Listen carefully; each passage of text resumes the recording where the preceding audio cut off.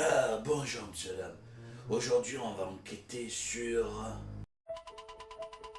Ah, monsieur, dame, que dire de cette suite qui reprend exactement là où le premier volet nous avait laissé, c'est-à-dire quand Laurie Strode rentre chez elle pour se protéger de Myers. Mais regardons plutôt cette preuve que nous allons découvrir comment Myers est devenu un surhumain. Cette fameuse scène, monsieur dame, fait naître très clairement la légende de Michael Myers, car comme on le voit, le docteur Loomis a vidé entièrement son chargeur sur Myers. Et quand il va le voir, eh bien il a disparu sans laisser de trace. C'est étrange, n'est-ce pas? Mais, monsieur dame, parlons du point faible du film, car oui, le film a des points faibles. Et le principal point faible, c'est Michael Myers. Eh oui, monsieur dame, c'est Michael Myers, point faible. Parce que, comment dire, enfin, quand je vais dire ça à ma femme, elle va vouloir me tuer. Mais, ça va être mieux si on regarde la preuve. Regardez. Mais ce que je n'arrive pas à comprendre dans ce film, où il y a beaucoup de points faibles, je trouve, comparé au premier, c'est que, nous l'avons vu juste avant, Loomis a vidé son chargeur sur Myers et a pu se relever tel quel.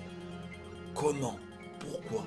Pourquoi Myers se réussit avec 6 balles dans le corps et donc il perd abondamment du sang, logiquement, normalement, puisse marcher normalement, comme nous pouvons le constater dans cette scène? Je ne comprends pas. Ce n'est pas un Freddy, ce n'est pas un Jason Voorhees.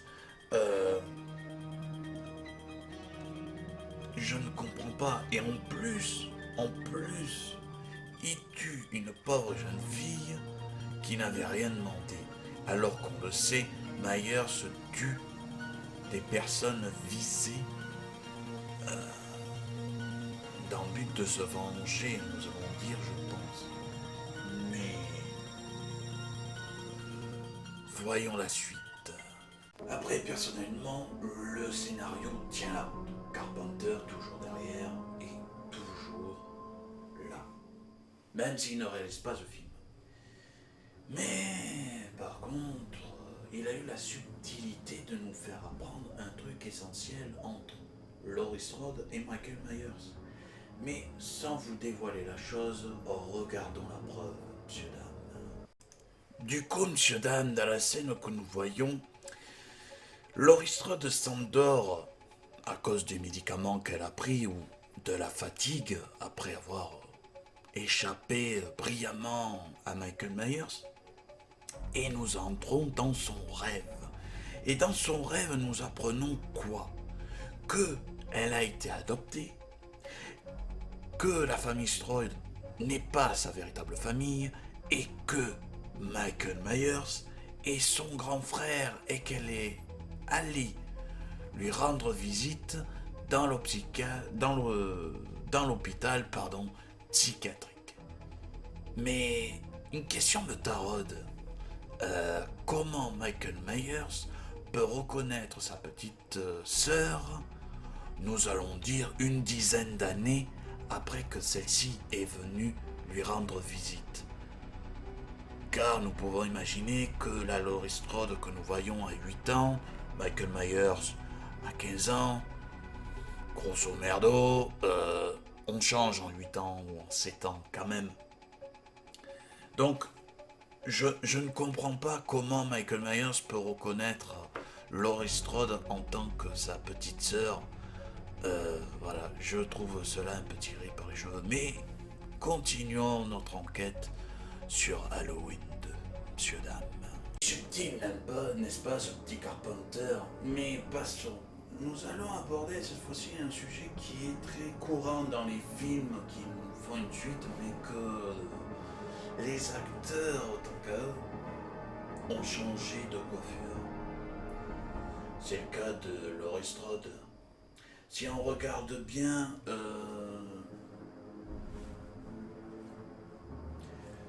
là vous avez Laurie Strode de 1978. Voilà, la coupe de cheveux. Et là vous avez Laurie Strode de 1980. Il n'y a pas un truc qui dérange. Ça aurait été bien pour le réalisateur qu'il fasse un truc comme quoi les cheveux restent les mêmes, une petite coloration, rajouter je sais pas, des cheveux un peu plus longs, tout ça. Enfin bref, passons. C'est le petit défaut que je trouve par rapport à Laurie Strode, car si vous voulez bien coller à la suite, qui est la même nuit, ne faites pas semblant que c'est la même nuit, même si c'est 2 ans plus tard. Je sais pas, elle a pas changé en un claquement de doigts de coupe de cheveux, Laurie Strode, quand même. Faut pas pousser. Mais bon, c'était ma petite gueulante sur ça. Mais passons sur la preuve suivante, monsieur dame, qui va être assez étonnante. Ah, monsieur dame, cette fameuse scène. Vous sentez le scénario là qui vous dit allez vous faire foutre? Vous le sentez bien ça? Pourtant c'est assez facile d'expliquer à la jeune infirmière ou aide-soignante comment fonctionne ce putain de talkie-walkie, pardon. Vous le sentez là, le scénario qui a pas envie de faire en sorte que le garde survive? Vous le sentez ça? Ce manque d'incohérence pour moi, parce que ça c'est de l'incohérence, je suis désolé.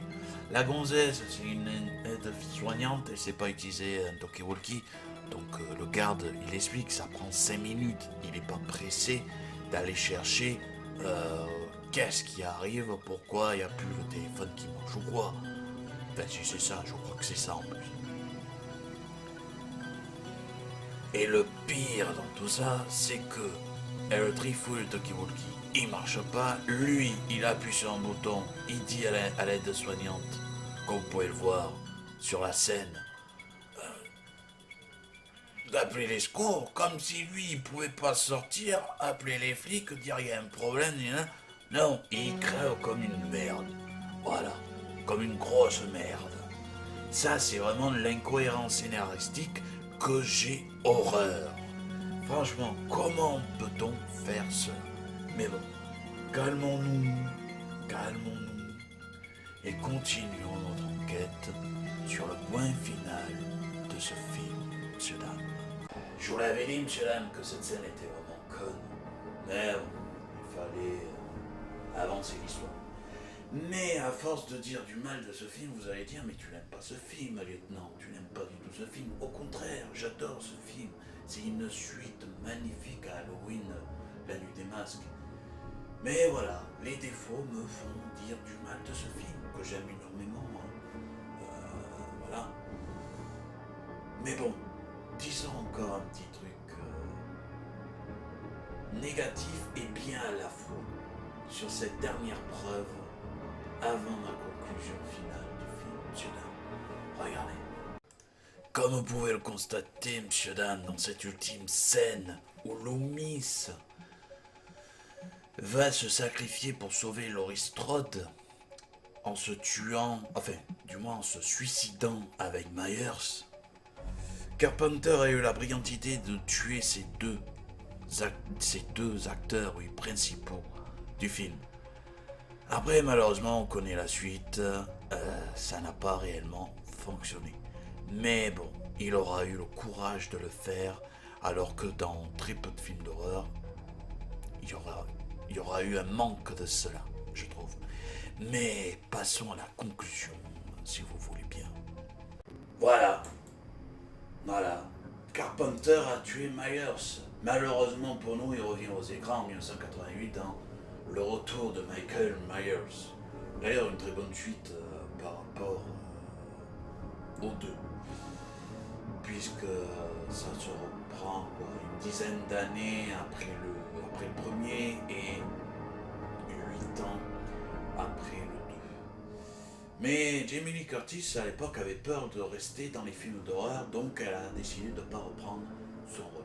Ce qui n'a pas vraiment, comment dire, dérangé cela pour ma part, car j'ai bien aimé ce film. J'ai bien aimé toute la saga par l'épisode 8 et les reboots de Rob Zombie, mais j'y reviendrai très prochainement, je pense.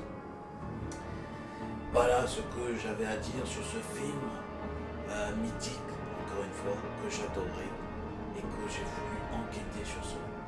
J'espère que l'enquête critique vous aura plu, les amis. N'hésitez pas à vous abonner, à lâcher les pouces bleus et à me dire en commentaire quel genre de saga de film vous voudriez que j'enquête, bien évidemment dans l'horreur ou dans l'action. Voilà, je vous dis à la prochaine, c'était le lieutenant Batumbo. Au revoir, monsieur, dame.